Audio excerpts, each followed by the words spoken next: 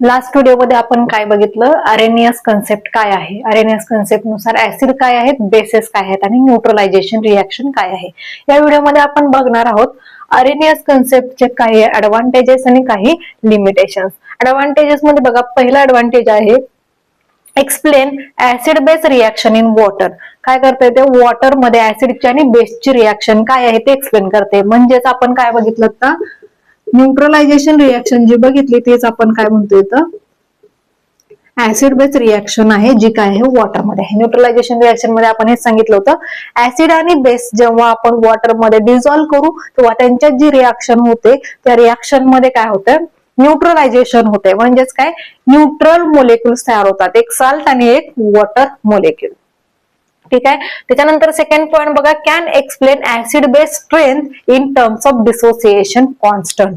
Acid base strength सांगते, म्हणजेच काय, कोणतं ऍसिड स्ट्रॉंग आहे, कोणतं ऍसिड वीक आहे हे सांगण्याचे काम कोण करते, हे अरेनियस कन्सेप्ट करते. इन टर्म्स ऑफ म्हणले डिसोसिएशन कॉन्स्टंट.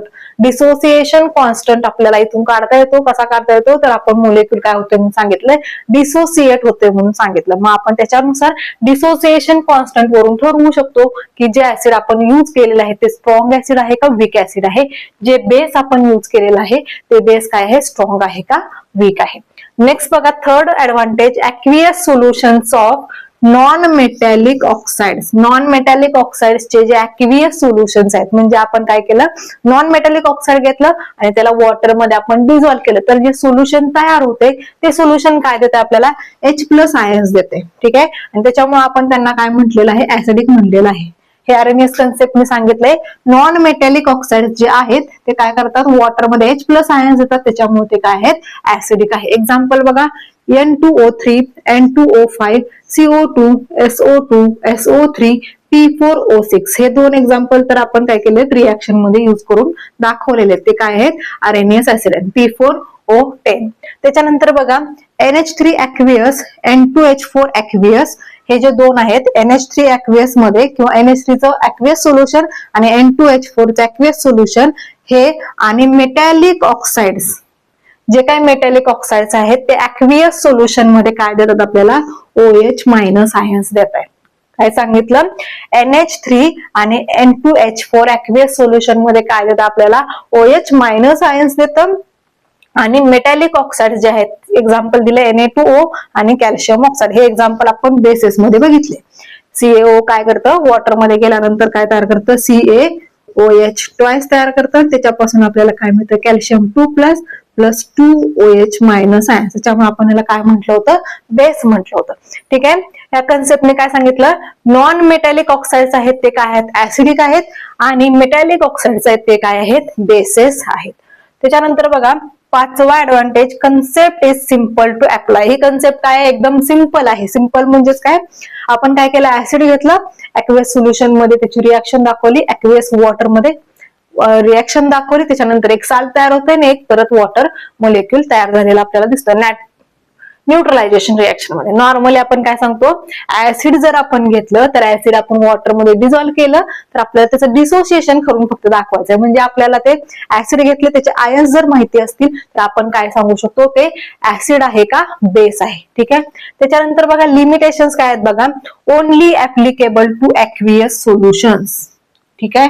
काय सांगतोय आपण आतापर्यंत अरेनियस कन्सेप्ट मध्ये काय केलं, जे काही सबस्टन्स आपण घेईल तो वॉटर मध्ये डिझॉल्व्ह केलेला आहे. वॉटर मध्ये डिझॉल्व्ह केलाय म्हणजेच ऍक्वियस सोल्युशन प्रिपेअर केलेलं आहे. म्हणजेच अरेनियस कन्सेप्ट आहे ते आपण फक्त काय केली, ऍक्वियस सोल्युशन्स वरती अप्लाय केलेली आहे. नेक्स्ट लिमिटेशन बघा, fails to explain behaviour of acids and bases in non aqueous solvents. म्हणजे काय, नॉन ऍक्वियस सॉल्व्हंटचा आपण अरेनियस कन्सेप्ट मध्ये स्टडी केलेला नाहीये. काय केलं आपण, फक्त ऍक्वियस सॉल्व्हंट्स मध्ये किंवा ऍक्वियस सोल्युशन्स आपण जे बनवले ऍसिडचे आणि बेसेसचे, त्याचा आपण स्टडी केलेला आहे अरेनियस कन्सेप्ट मध्ये.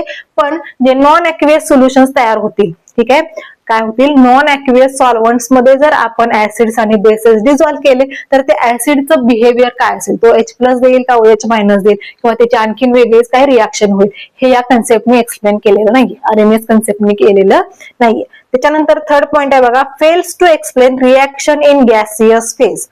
आपण काय बघितलं, एक ऍक्वियस फेज मध्ये रिएक्शन आपण बघितली ज्याच्यात काय करते, न्यूट्रलायझेशन रिएक्शन होते म्हणून सांगितलं आपण. त्याच्यानंतर नॉन ऍक्व्हियस मध्ये स्टडी केलेला नाही, आरएनएस कन्सेप्ट मध्ये नॉन ऍक्व्हियस सॉल्व्हंट्स मध्ये आपण स्टडी केलेला नाहीये.